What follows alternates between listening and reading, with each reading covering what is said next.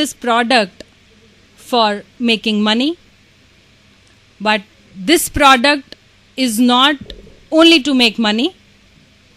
Unless you understand, it gives a high losses as well. How derivatives came to India and how people started using it. Do you have some idea on introduction of derivative? See, initially, how people were using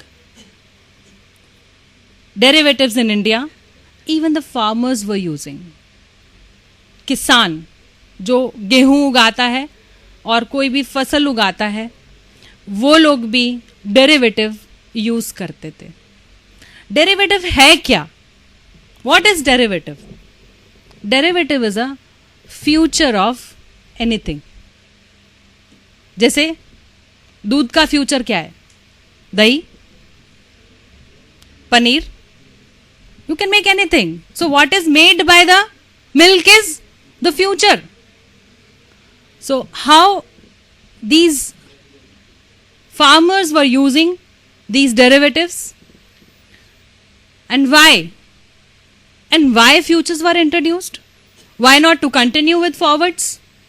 What is the difference between forwards and futures? And then why options were introduced? There are a lot of questions in the mind of not only students, general public and the investors as well.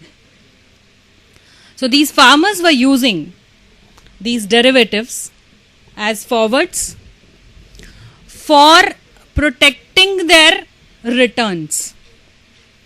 एक फसल उगाया, गेहूं का है और कुछ भी हो सकता है. Today, the selling wheat price in the market says 100 rupees a quintal. He is expecting a downfall in the spot market. He feels that prices of wheat may go down.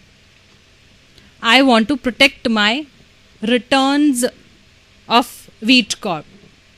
What will he do?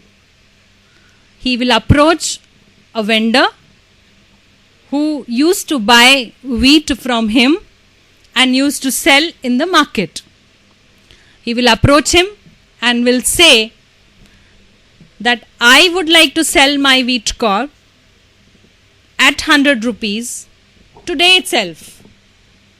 Either it goes up also, I would be selling you at 100 rupees only when it is ready. So both of them will do a bilateral agreement, an agreement between the two parties, and will say that when my crop is ready, then I will give you wheat and you give me money. When wheat is ready, even if in market it's available at 110, now he can't go back. He has to give it at 100 rupees. He will give it at 100 rupees and this vendor would take a benefit of 10 rupees or whatever the spot price is available in the market. But what used to happen? Why we could not continue with forwards? Why these forwards only were not continued in stocks as well? The main reason behind not continuing forwards was there was an absence of an intermediary. See, whenever two people meet, one can go back. So the agreement used to be cancelled. People used to go back that I don't honor my commitment. There is no regulator, there is no intermediary who comes and says, you did a promise, now you have to do it. There was no person who would ensure the settlement of these forwards. So therefore, these forwards were not successful and futures were introduced on the exchanges. What are the advantages to introduce futures on the exchanges? the advantages to introduce future on the exchanges was that somebody will monitor it. It would be standardized in terms of contract size, in terms of honoring the commitment, in terms of expiry date. We would design the product, then only we would be launching it. You cannot say that I would like to buy only one script. There would be a contract size, an expiry, and a commitment from both the parties to honor that obligation. Therefore, the futures were introduced. So, as I said, in derivative, underlying can be anything. It could be stock, it could be index, it could be currency, it could be anything. It could be commodity as well, as stock exchanges are dealing in stocks, index or currencies. Similarly, commodity exchanges are dealing in various commodities. So, underlying can be anything. And here these are cash settled. Forwards used to be settled in delivery. When people used to do contracts, they used to give wheat and take money. Here, there is no delivery system. I have to settle my contract in cash only. If you buy Reliance, Infosys, L&T, ONGC in equity segment, you get shares in your account. Which account? This is the Demat account where we get our shares. However, in futures and options, I don't get shares. I don't require Demat account. I have to settle in cash only at the end of the expiry of the contract. So these are cash settled and also used to manage my risk. Now, what is futures? As I said, it is a standardized version of forwards. So, what is future is? It's an agreement again between the two parties only, because one will buy, another person will sell.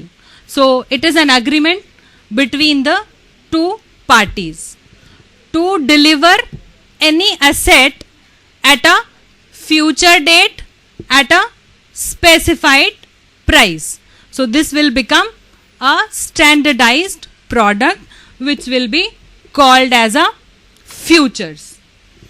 Now, what are the uses for derivatives? How people are using these derivatives?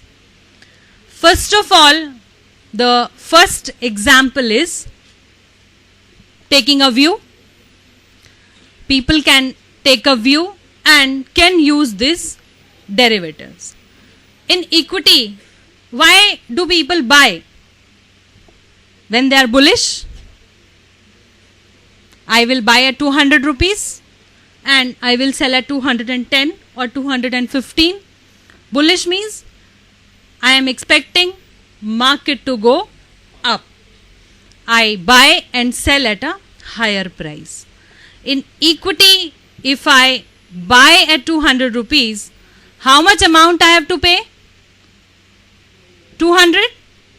However, in F&O, I need not pay the entire amount. I have to pay only margin to book my contract. So, how do I use these derivatives? Do I have a marker?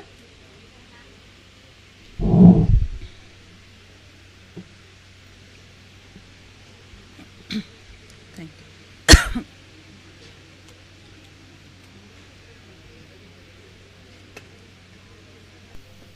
View based. What is this view based? View based is if you feel that market is bullish, you will buy and sell later on. So in case of bullish, you buy, and in case of bearish, you short, and then later on recover. Here the basic difference is I need not pay the entire amount. How much I need to pay is only the margin. If you see here in equity market, if the initial price is 250 for a particular stock, if you invest, how much you have to pay? The entire 250 rupees. And if you invest in F&O, the other one is F&O, where price would be little higher than the equity. Why? Because it's a future price of that stock. It contains the spot as well as your carrying cost of carry into that price. Therefore this price is 260. Again, I am bullish in the market. I don't want to pay the entire amount. I don't want to pay 260 rupees or 250 rupees in the spot market. What do? I invest in F&O. I've invested in F&O. I need not pay the entire amount. As I said, I have to pay only margin. If margin cost is 39 rupees, then my investment is how much? 39 rupees. And when I square up, if I square up here at 260 rupees, my net return is 10.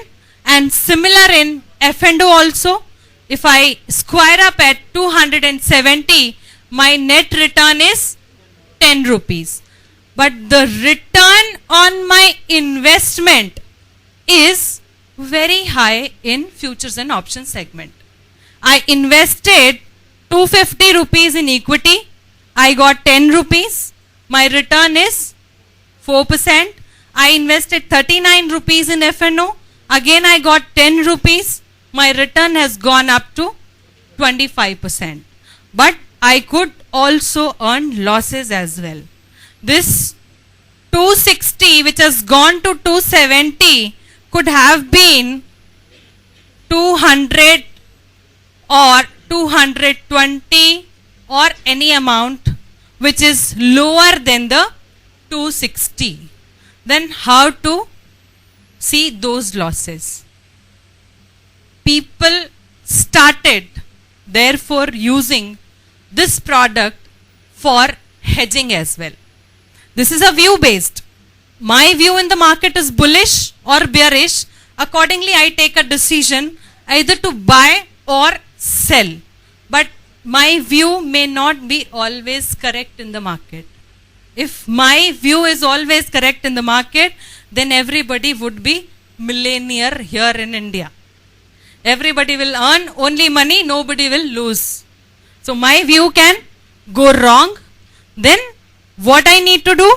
I need to use this product as hedging. What is hedging? I need to book my losses. I need to minimize my losses. That is called hedging.